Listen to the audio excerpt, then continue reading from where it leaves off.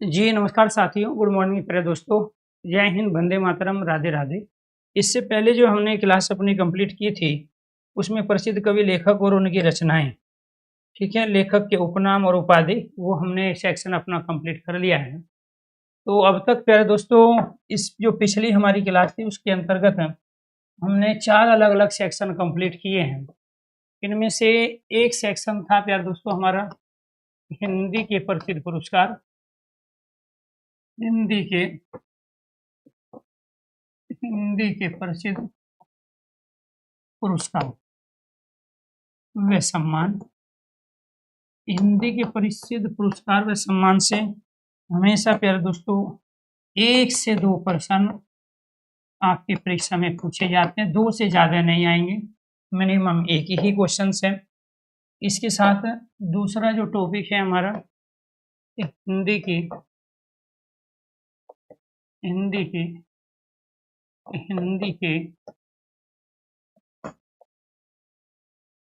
के प्रसिद्ध पत्र व हिंदी के प्रसिद्ध पत्र व पत्रिका।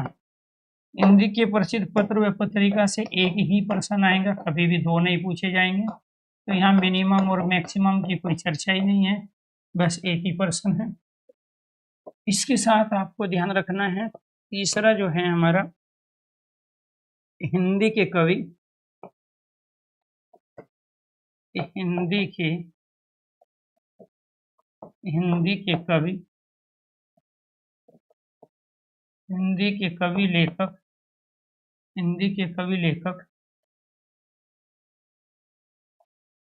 लेखक के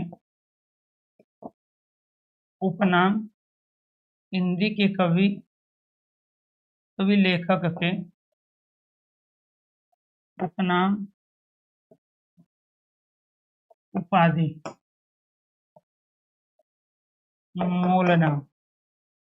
मूलनाम।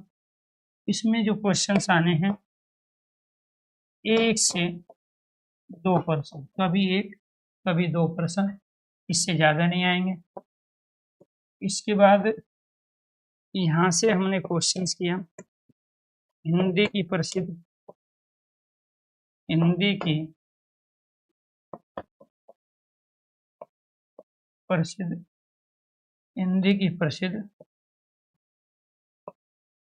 पंक्तियां, हिंदी की प्रसिद्ध पंक्तियां,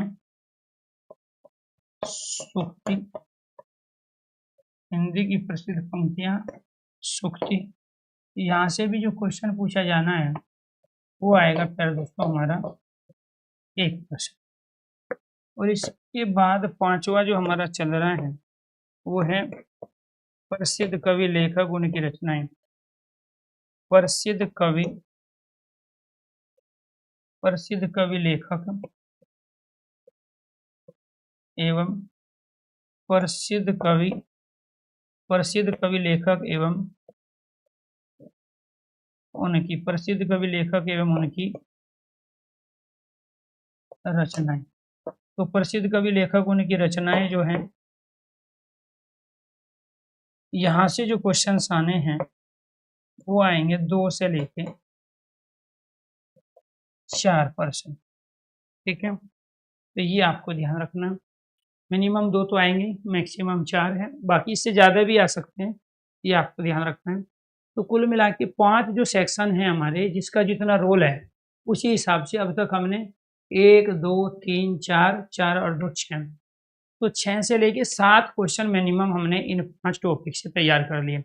और ये आएंगे, ऐसा नहीं है कोई भी एग्जाम आप दे रहे हो प्यारे दोस्तों, हर एग्जाम में इनसे क्वेश्चन हाल फिलहाल के एग्जामों में आ रहे हैं, इनको इग्नोर मत करना। हिंदी साहित्य एक अलग चीज है, ये प्यार दोस्तों एक अलग चीज़ है, ये आपको ध्यान रखना है।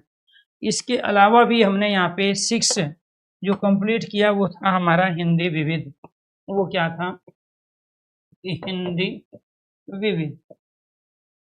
हिंदी विविध पिछली जो कुछ क्लासें थी वो सारी इसकी थी, और हिंदी विविध में जो आएंगे वो आएंगे 2 से 3%। 2 से 3% आएंगे। अब आपको ये ध्यान रखना है, जैसे हमने यहाँ पे हिंदी के प्रसिद्ध पुरस्कार में सम्मान किए और वो पुरस्कार किसी न किसी व्यक्ति को मिले, किसी रचना को मिले, तो उन पुरस्कारों के साथ में रचना और लेखक भी लिखे थे। मान के चलो किसी रचना को वो नहीं पूछ रहा है, लेकिन उसके लेखक पूछ रहे हैं, रचना दे के, लेखक दे के रचना पूछ रहे हैं, तो इससे केवल हमारा एक क्वेश्चन तैयार नहीं हुआ, इससे हमारा वो भी क्वेश्चन तैयार हुआ प्रसिद्ध कवि लेखक उनकी रचना, क्योंकि वहाँ लेखक और रचना भी लिखी हुई है जिसको पुरस्कार दिया गया था।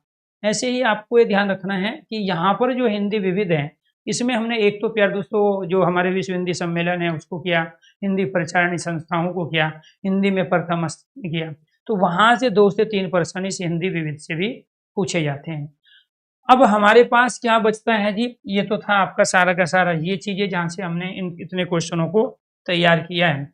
इसके बाद बात करते हैं हम हिंदी साहित्य की। वो भाई इस बचे हुए साहित्य को जो आदिकाल, भक्तिकाल, रीतिकाल, आधुनिक काल, भारतीय हिंदू युग के बारे में पढ़ना है, वो थोड़ा सा हम रुक के पढ़ेंगे। अब मुझे वो टॉपिक बताओ जो आपको अभी सबसे पहले हिंदी व्याकरण के कंप्लीट करने हैं, क्योंकि काव्य में रस छंद अलंकार शब्द शक्ति काव्य के गुण हो गए, हिंदी शब्दावली है, तो अब हिंदी व्याकरण के जो टॉपिक बचे हैं पहले हम उनको लेंगे, और थोड़ा सा ये मैं कंप्लीट कराने के बाद में एक बार आपको हिंदी साहित्य पढ़ाऊंगा। उसका रीजन क्या है कि आपका रिवीजन हो जाएगा। ये चीजें केवल एक बार पढ़ने से तैयार नहीं होती, मैं अपने हर बैच में इनको 2 से 3 बार कराता हूँ। एक बार आपको पहले कराया, फिर अब कराया, इसके बाद में फिर यूट्यूब पे भी कराऊंगा। तो ये आपको ध्यान रखना, अगर कोई बच्चा ये सोच रहा हो कि मैंने पढ़ा दिया और आप जाके वहाँ क्वेश्चन कर लोगे, नहीं कर पाओगे। आपको कम से कम 2 बार पढ़ना पड़ेगा, पेपर से पहले भी इनको पढ़ के जाना पड़ेगा, तब ये लर्न की चीज़ें हैं। ये सारी की सारी चीज़ क्या है? लर्न की चीज़ें हैं, ये आपको ध्यान रखना है। अब मुझे वे टॉपिक नोट कराओ, ठीक है, जो आप यहाँ पे पढ़ना चाहते हैं हिंदी व्याकरण में। मैं उन टॉपिक को सीक्वेंस में लिखता हूँ, और उसके बाद में फिर मैं हिंदी साहित्य को कंप्लीट करूँगा। आदिकाल, भक्तिकाल, रीतिकाल, आधुनिक काल, भारतीय हिंदू युग, द्विवेदी युग, छायावाद युग, छायावादोत्तर, उस रूप में। उससे क्या होगा? रिवीजन हो जाएगा। अगर मैं इसके साथ करा दूंगा ना अभी, फिर वही बात आएगी आपके सामने। तो जो चीज़ इसमें पढ़ चुके हैं, तो इसमें से ही 50% चीज़ें फिर आपके सामने आएगी। तो इसलिए मैं चाह रहा हूँ कि एक बार आप अपने तरीके से इसको पढ़ो, कुछ टाइम के बाद दोबारा से हम करेंगे, तो फिर जिंदगी भर के लिए हम इन टॉपिक से फ्री हो जाएंगे और हिंदी साहित्य से फ्री हो जाएंगे। ठीक है, तो वाच्य पढ़ना है जी बच्चों को, ठीक है। इसके अलावा क्रियाव्यय, ठीक है, ठीक, जी जी, नहीं वे टॉपिक का ही नाम लिखना, वही तो मैं आपसे पूछ रहा हूँ। तो चलो आज का टॉपिक मैं वाच्य कंप्लीट कर देता हूँ पहले, क्योंकि ज़्यादातर बच्चों का यही है वाच्य। ठीक है, जो जो भी है, तो अगर कोई टॉपिक 2 बार पढ़ना पड़े तो कोई दिक्कत नहीं है, कर लेंगे, ठीक है। बस क्वेश्चन आपका सही होना चाहिए। तो आज का टॉपिक हम वाच्य लेते हैं, इसके बाद में जो भी टॉपिक हमारा बचेगा, ठीक है, बाकी हम उसको ले लेंगे। और फिर लास्ट में जब मैं इस बैच को कंप्लीट करूँगा, तो वो हिंदी साहित्य के साथ कंप्लीट करूँगा, ठीक है जी। तो आज का टॉपिक हम वाच्य ले लेते हैं। तो वाच्य से कितने लोग एग्री है कि आज वाच्य पढ़ना है? तो वाच्य ये एक तो क्वेश्चन बनेगा,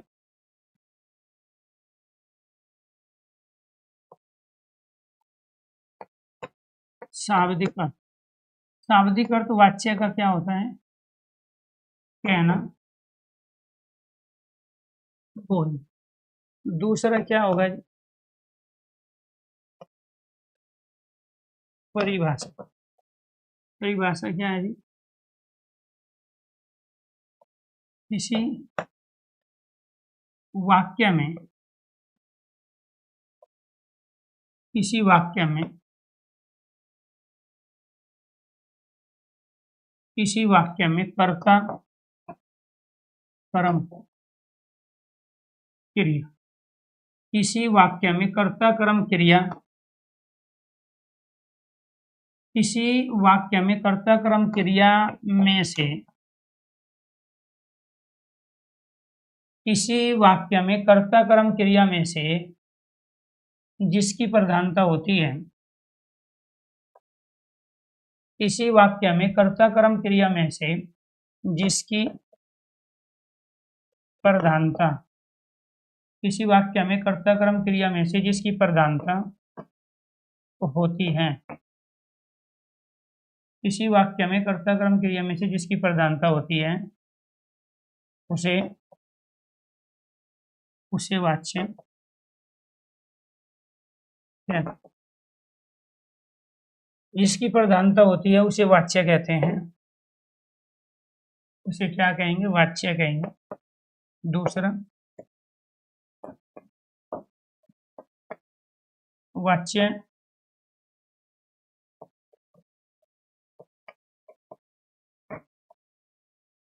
वाच्य 3 प्रकार का होता है। वाच्य 3 प्रकार का होता है। एक होता है हमारा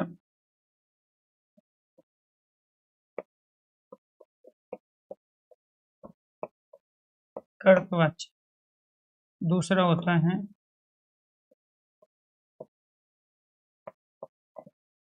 कर्मवाच्य और तीसरा होता है भाववाच्य। तो इसमें से जो कर्तवाच्य हैं, कर्ता की प्रधानता वाला होता है। कर्तवाच्य क्या है? कर्ता की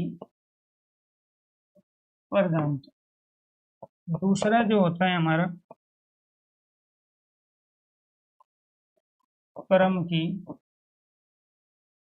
प्रधानता और तीसरा क्या होता है हमारा क्रिया की प्रधानता। क्रिया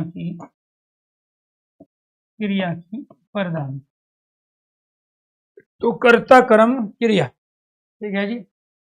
कर्ता की प्रधानता किसमें होती है? कर्तवाच्य में। कर्म की प्रधानता किसमें होती है? कर्मवाच्य में। और क्रिया की प्रधानता किसमें होती है? भाववाच्य। जी जी जी, बिल्कुल बिल्कुल, ठीक ठीक। ठीक है संदीप, मैंने आपका कमेंट ले लिया, सारा करेंगे।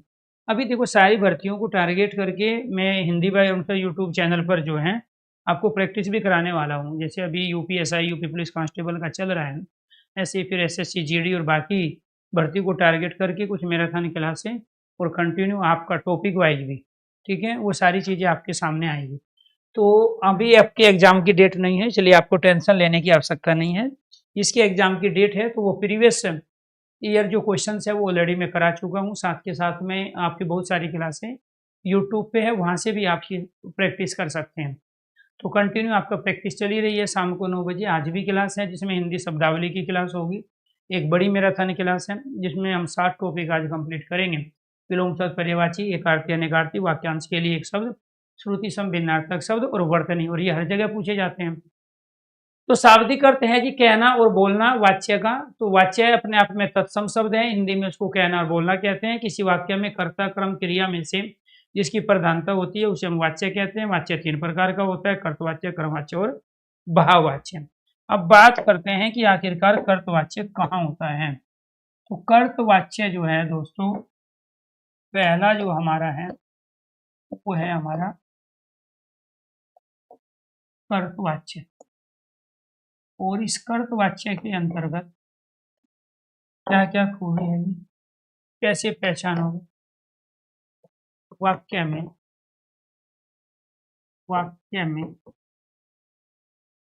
कर्ता की प्रधानता वो होती है। वाक्य में कर्ता की प्रधानता होती है। दूसरा, क्रिया का लिंग, वचन, पुरुष, कर्ता के क्रिया का लिंग, वचन, पुरुष, कर्ता के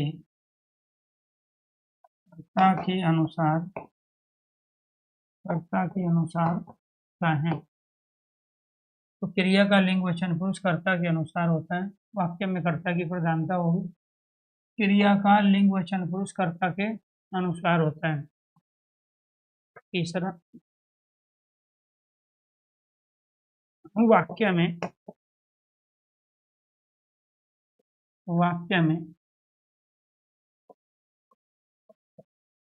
आक्रामक क्रिया व सकर्मक क्रिया दोनों हो सकती है। तो आक्रामक और सकर्मक दोनों क्रियाओं वाले वाक्य क्या होते हैं? आपके कर्तवाच्य के होते हैं।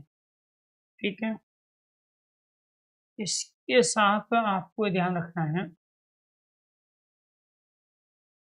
सकर्मक दोनों क्रिया होगी, कर्ता की प्रधानता होगी।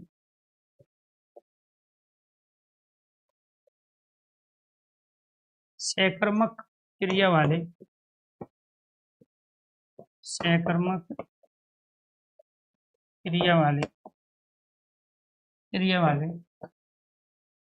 वे वाक्य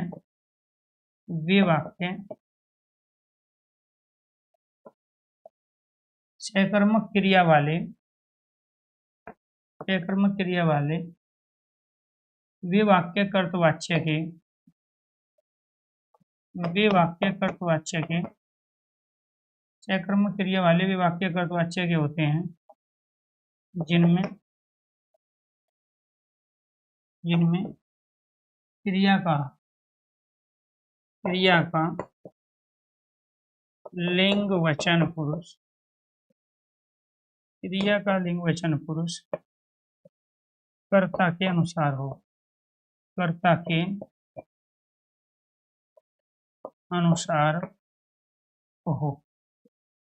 नोट करके लिखना है, यदि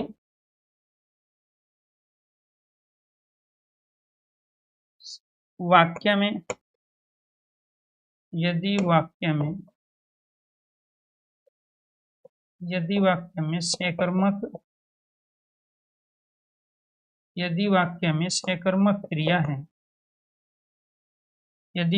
सकर्मक क्रिया है, और क्रिया का लिंग वचन पुरुष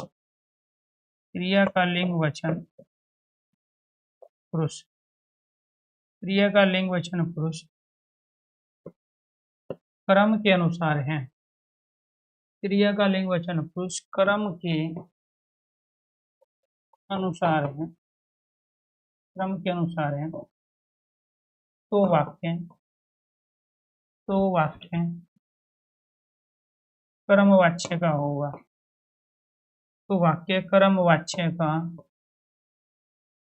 होगा। यदि वाक्य में सकर्मक क्रिया है और क्रिया का लिंग वचन पुरुष कर्म के अनुसार है, तो वाक्य कर्मवाच्य का होगा। तो ये आपको ध्यान रखना है। ठीक है जी, चलो अब सेंटेंस देख लेते हैं जी। कैसे? जैसे राम पढ़ता है, दूसरा राम पुस्तक पढ़ता है। ठीक है, सीता गाती है, सीता गीत गाती है।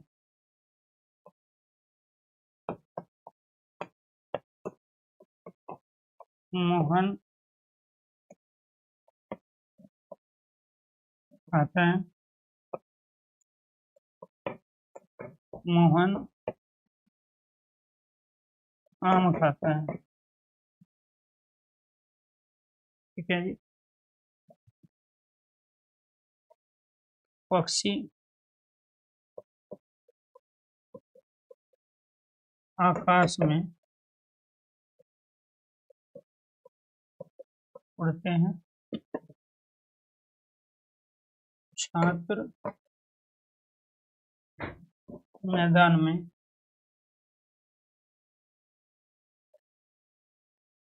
खेलते हैं, मोर जंगल में नाचता है। प्यारे दोस्तों, आपको ध्यान रखना है अकर्मक क्रिया के जितने भी सेंटेंस हैं वे सारे के सारे कर्तवाच्य के होंगे, लेकिन सकर्मक क्रिया के केवल वे वाक्य, सकर्मक क्रिया के वे वाक्य कर्तवाच्य के होते हैं जिनमें क्रिया का लिंग वचन पुरुष कर्ता के अनुसार हो, लेकिन वाक्य में सकर्मक क्रिया है और क्रिया का लिंग वचन पुरुष कर्म के अनुसार है तो कर्मवाच्य का होगा। तो अकर्मक क्रिया के केवल वाक्य किसके होंगे? कर्तवाच्य के। तो अकर्मक क्रिया के जितने भी सेंटेंस होंगे वो सारे के सारे अकर्मक क्रिया वाले सभी वाक्य हैं, अकर्मक क्रिया वाले सभी वाक्य क्या हैं? आपके कर्तवाच्य के हैं। और अकर्मक क्रिया क्या होती है? जहां कर्म मौजूद ना हो, जैसे फॉर एग्जाम्पल अब यहां पर ये जो सेंटेंस हैं ये अकर्मक क्रिया का है, ये सेंटेंस सकर्मक क्रिया का है, ये सेंटेंस अकर्मक क्रिया का है क्योंकि इसमें कर्म है ही नहीं, ये सेंटेंस सकर्मक क्रिया का है, ये सेंटेंस आपका अकर्मक क्रिया का है और ये सेंटेंस आपका सकर्मक क्रिया का है। ऐसे ही ये सेंटेंस आपके सारे अकर्मक क्रिया के, इनमें कोई भी सेंटेंस सकर्मक का नहीं, क्योंकि प्यारे दोस्तों आपको ध्यान रखना है यहाँ आकाश, मैदान और जंगल आधार है जहाँ क्रिया संपन्न होती है और आधार कर्म नहीं होता है। यहाँ कार्य संपन्न होता है उसे क्या कहते हैं? आधार। तो ये आपको ध्यान रखना है कि ये क्या कहलाए आपके, ये कहलाए आपके यहाँ पर यहाँ से लेके यहाँ तक सारे के सारे कर्तवाच्य, ये क्या कहलाए? कर्तवाच्य के सेंटेंस कहलाए। ये क्या कहलाए? आपके कर्तवाच्य के सेंटेंस। लिए कुछ बात समझ में आई?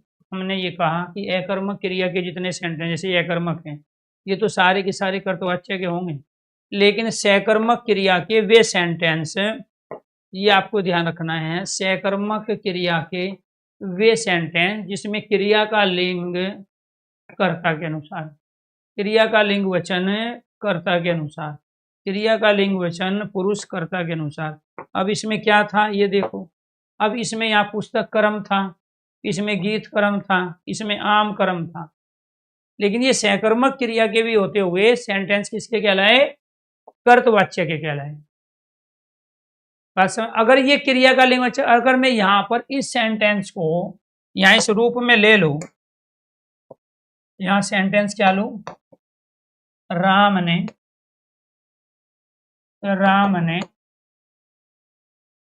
पुस्तक पढ़ी। अब यहाँ पे क्रिया का लिंग वचन किसके अनुसार आया? क्रिया का लिंग वचन पुस्तक के अनुसार आया। क्यों आया? क्योंकि राम तो पुल्लिंग था, यहाँ पे क्रिया स्त्रीलिंग है, तो ये स्त्रीलिंग क्रिया किसके अनुसार आई? पुस्तक के अनुसार, क्योंकि पुस्तक स्त्रीलिंग है। ठीक है, तो आपको ये ध्यान रखना है, अगर मैं यहाँ पे कहूँ ठीक है बच्चे क्रिकेट खेलते हैं, बच्चे क्रिकेट खेलते हैं, तो यहाँ पर आपको ध्यान रखना है ये बच्चे क्या है? बहुवचन है, खेलते बहुवचन है, तो क्रिया का लिंग वचन किसके अनुसार आया? बच्चे के अनुसार।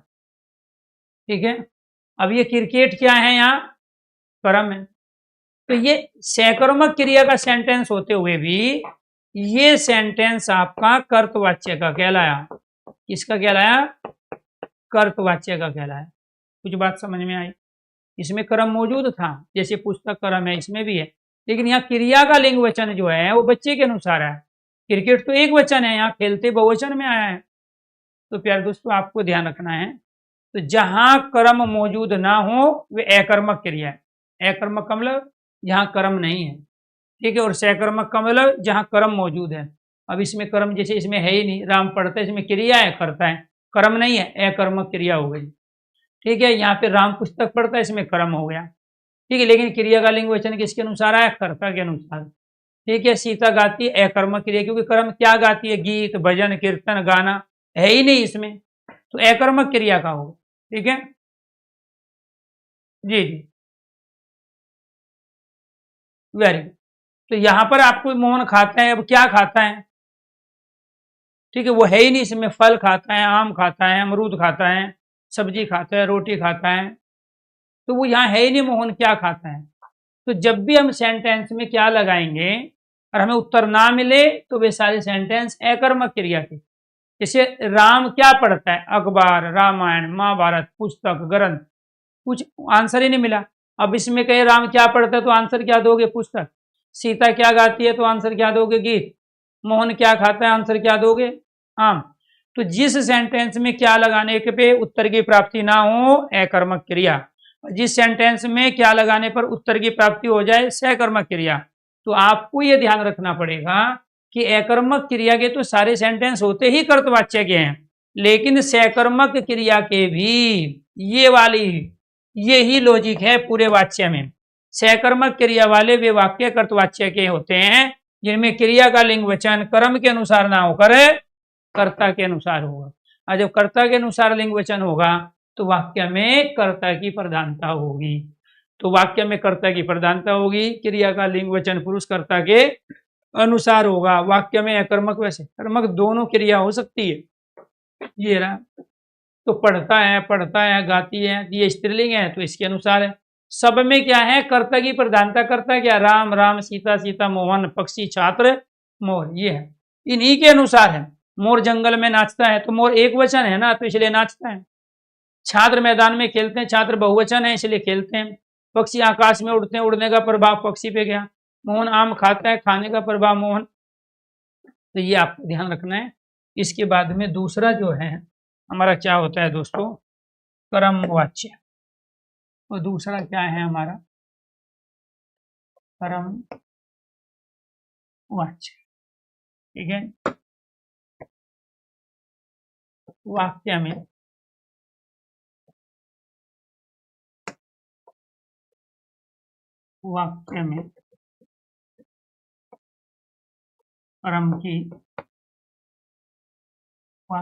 कर्म की प्रधानता होती है। दूसरा,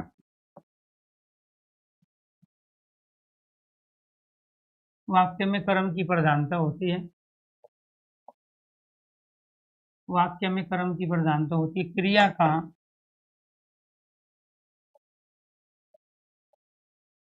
क्रिया का लिंग वचन पुरुष।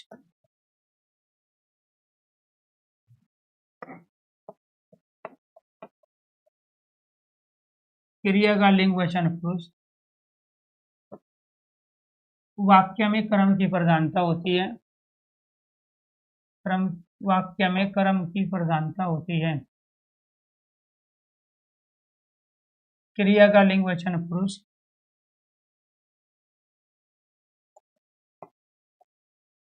वाक्य में कर्म की प्रधानता होती है। क्रिया का लिंग वचन पुरुष कर्म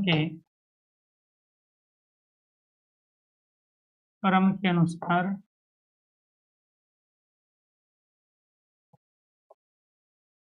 क्रिया का लिंग वचन पुरुष कर्म के अनुसार होता है। मतलब होती है क्रिया का लिंग वचन पुरुष कर्म के अनुसार।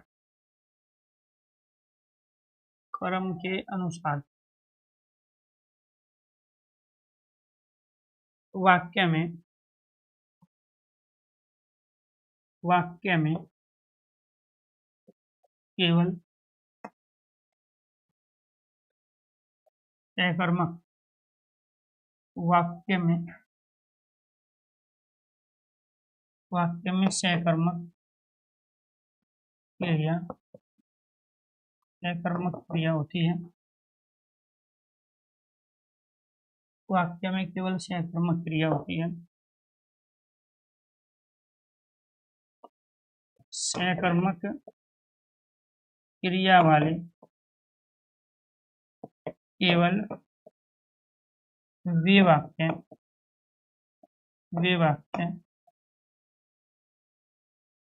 कर्मवाच्य के सहकर्मक क्रिया वाले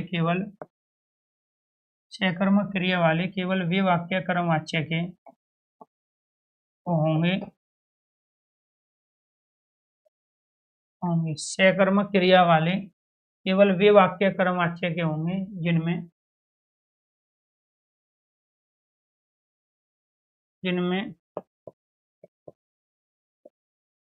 क्रिया का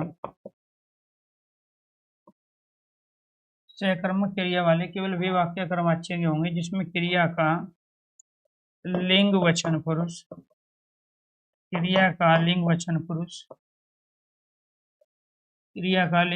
पुरुष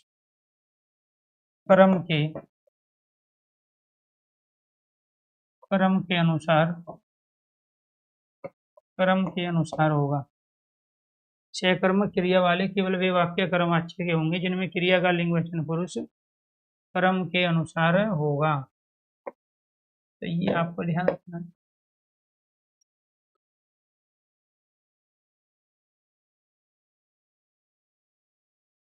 कैसे जी? यहाँ पे लिख लेते हैं।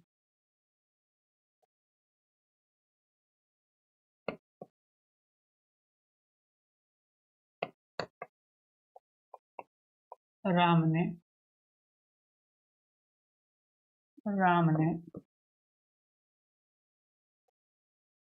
पुस्तक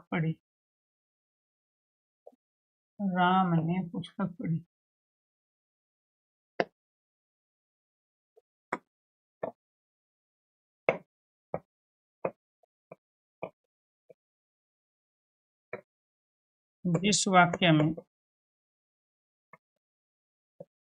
जिस वाक्य में कर्ता के साथ द्वारा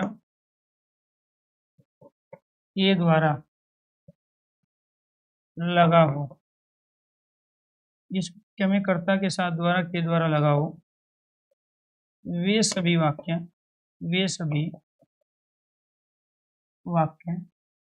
कर्मवाच्य के होते हैं।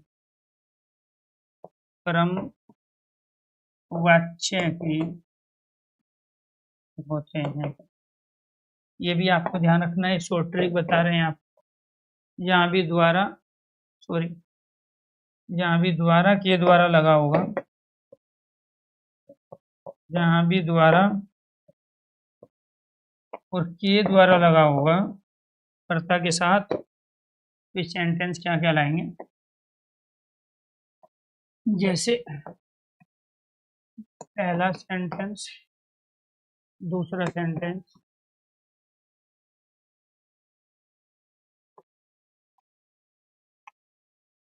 सहवाग द्वारा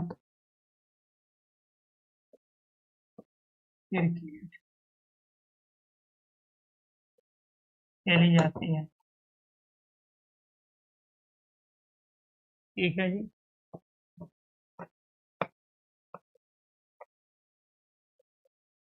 सीता ने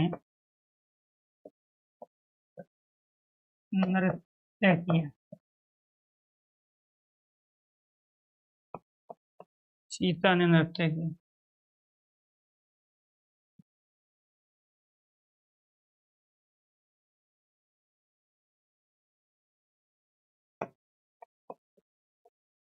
मोहन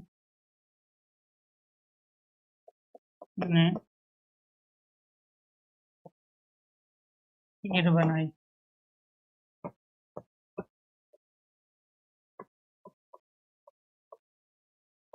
ड्राइवर बस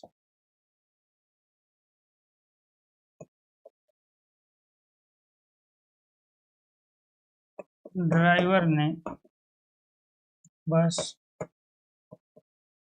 चलाई।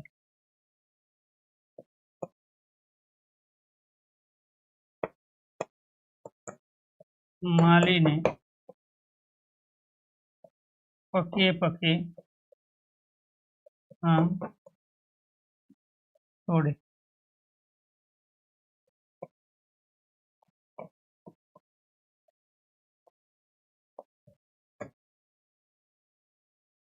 गीता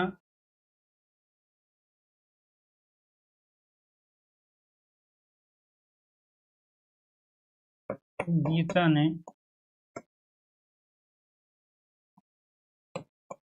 अखबार पढ़ा।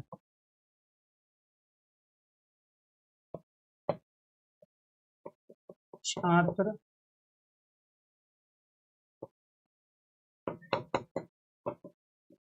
प्रधानाचार्य के सामने या छात्रों ने प्रधानाचार्य के सामने नाटक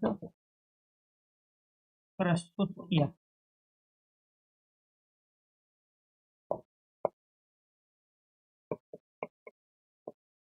भारतीय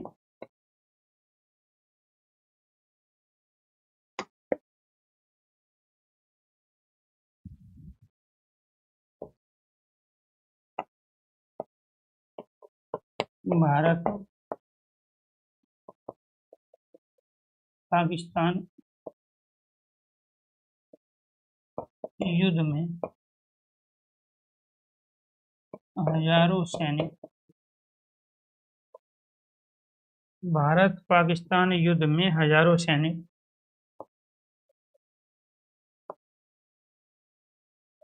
मारे गए। भारत पाकिस्तान युद्ध में हजारों सैनिक मारे गए। तो आपको ये ध्यान रखना है प्यारे दोस्तों, इसमें पढ़ी क्रिया पुस्तक के अनुसार, खेली जाती है क्रिकेट के अनुसार, किया गया नृत्य, बनाई खीर, चलाई बस, तोड़े गए पके पके आम, ठीक है, पढ़ा गया अखबार और प्रस्तुत किया गया नाटक और मारे गए सैनिक। अब आपको क्या ध्यान रखना है कि जो ये पढ़ी क्रिया का लिंग वचन है, यहाँ पे राम, सहवाग, सीता, मोहन, ड्राइवर, माली, गीता, छात्र, भारत, पाकिस्तान सब कर्ता थे।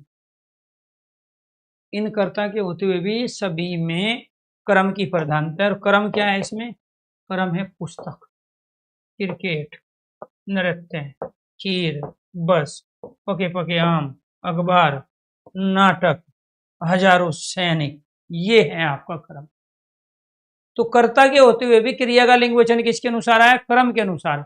सारे के सारे सेंटेंस आपके सहकर्मक क्रिया के हैं, सारे एक पंथ दो काज, सारे कोई भी अकर्मक क्रिया का सेंटेंस ही नहीं है, सहकर्मक क्रिया। और ये आपको ध्यान रखना है, सारे के सारे क्या हैं आपके? कर्मवाच्य के। तो सहकर्मक क्रिया के वे सभी वाक्य है जिसमें क्रिया का लिंग वचन क्रम के अनुसार हो, तो क्या कहलाते हैं? कर्मवाच्य कहलाते हैं। अब कैसे देखो भाई, यहाँ पे राम पुल्लिंग एक वचन था, जबकि यहाँ क्रिया क्या है? स्त्रीलिंग की है, तो क्रम के अनुसार आई ना, तो इसीलिए कर्मवाच्य हो गया।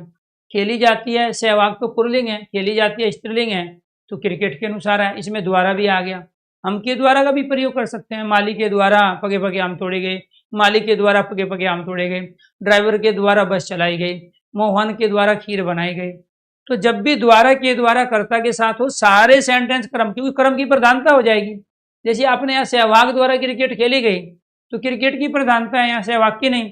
और सहवाग क्रिकेट खेलता है, वो अकर्मक क्रिया, वही कर्मवाच्य है। अगर मैं इसी सेंटेंस को यहाँ पे इस रूप में लिख दूं, सहवाग क्रिकेट खेलता है, सहवाग क्रिकेट खेलते हैं, सहवाग क्रिकेट खेलता है, तो ये खेलने का प्रभाव सहवाग, क्योंकि क्रिकेट तो स्त्रीलिंग है ना, और ये क्या है आपका? पुल्लिंग है। तो ये पुल्लिंग क्रिया किसके अनुसार आई? कर्ता के अनुसार। तो ये कौन सा वाच्य कहलाएगा? कर्तवाच्य कहलाएगा। और कौन सी क्रिया कहलाएगी? सहकर्मक क्रिया कहलाएगी, क्योंकि क्रिकेट क्रम है। तो ये सहकर्मक क्रिया का सेंटेंस था, लेकिन कर्तवाच्य का। ये भी सारे सहकर्मक क्रिया के हैं, लेकिन ये सारे क्रमवाच्य के हैं। क्यों? क्योंकि इसमें क्रिया का लिंग वचन है, इसके अनुसार आया, क्रम के अनुसार। अब नृत्य किया, नृत्य पुल्लिंग है, खीर स्त्रीलिंग है इसलिए बनाई है, बस स्त्रीलिंग है इसलिए चलाई है, पगे पगे आम तोड़े बहुवचन में, बहुत सारे आम है, माली यहाँ एक था, तोड़े यहाँ बहुवचन है, पगे पगे आम, अखबार यहाँ पढ़ा, जबकि गीता यहाँ स्त्रीलिंग थी। यहाँ छात्रों ने प्रधानाचार्य के सामने नाटक प्रस्तुत किया, तो ये प्रस्तुत क्या किया, यहाँ नाटक है, जबकि यहाँ छात्र बहुवचन में थे, लेकिन क्रिया यहाँ एक वचन की है। भारत पाकिस्तान युद्ध में हजारों सैनिक मारे गए, तो ये मारे गए बहुवचन में है, और ये यहाँ हजारों सैनिक भी बहुवचन में, तो इसीलिए सारे के सारे क्या कहलाए आपके, ये कहलाए कर दोस्तों आपके यहाँ पे कर्मवाच्य। तो उम्मीद करता हूँ कि अच्छी तरीके से चीजें आपको समझ में आई होगी। इसके बाद तीसरा है आपका भाववाच्य, और ये जो भाववाच्य है प्यारे दोस्तों आपको ध्यान रखना है, इसको करेंगे हम। ठीक है, भाववाच्य क्या कहलाता है, भाववाच्य आपको ध्यान रखना है, ये क्या है,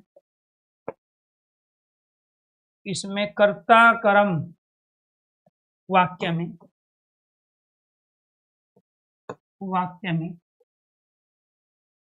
क्रिया की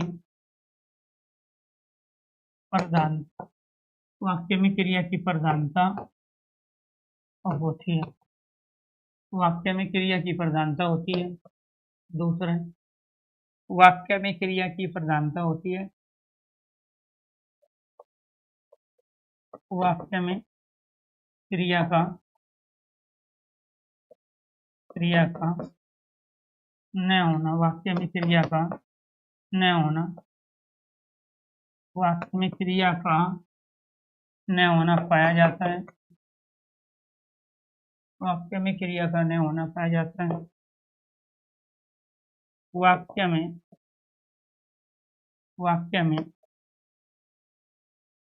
निषेधात्मक, वाक्य में निषेधात्मक शब्द न, ना, नी, नहीं, नी, नहीं, मत, मना करना, मत, मना करना, मना करना का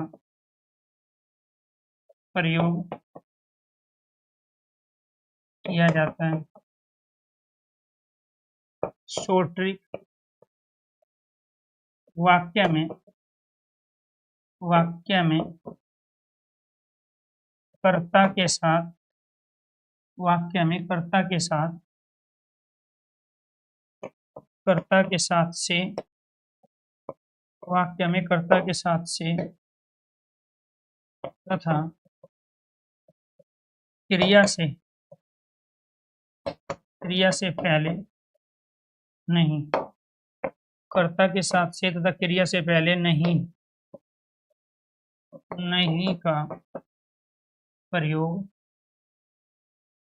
का प्रयोग किया जाता है। अब ये से क्या है, ये से परसर्ग है, इसको कारक चिन्ह भी कहते हैं। ये नहीं क्या है, ये निषेधात्मक शब्द है, निषेधात्मक शब्द, और निषेधात्मक शब्द किस रूप में है, ये निपात के रूप में, ये निपात शब्द है। तो जब कर्ता के साथ से आ जाए, जैसे कर्ता के साथ द्वारा के द्वारा आ रहा था तो क्रमवाच्य के सेंटेंस थे, और जब कर्ता के साथ से और नहीं आ जाए क्रिया से पहले तो सारे के सारे सेंटेंस भाववाच्य की। जैसे फॉर एग्जाम्पल क्या है जी,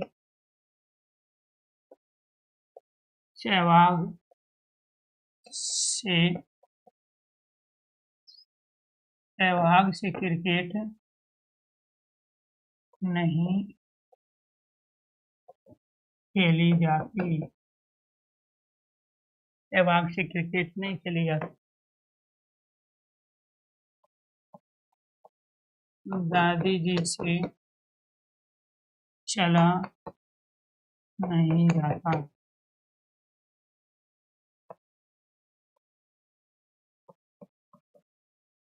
आपसे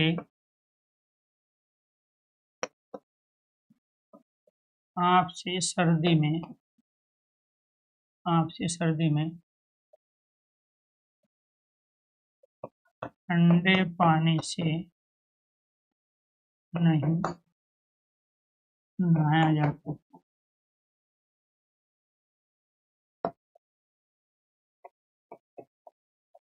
बच्चों से जल्दी उठा नहीं गया या जाता।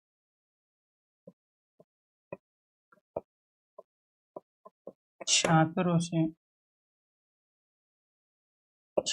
से अपने कपड़े नहीं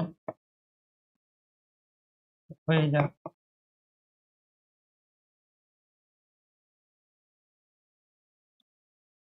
छात्रों से अपने कपड़े छात्रों से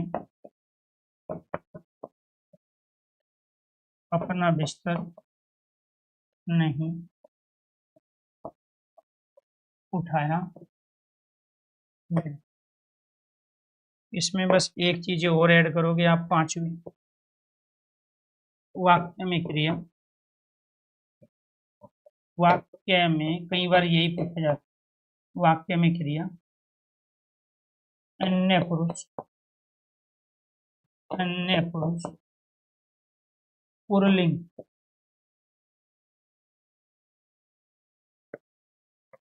वाक्य में क्रिया अन्य पुरुष पुल्लिंग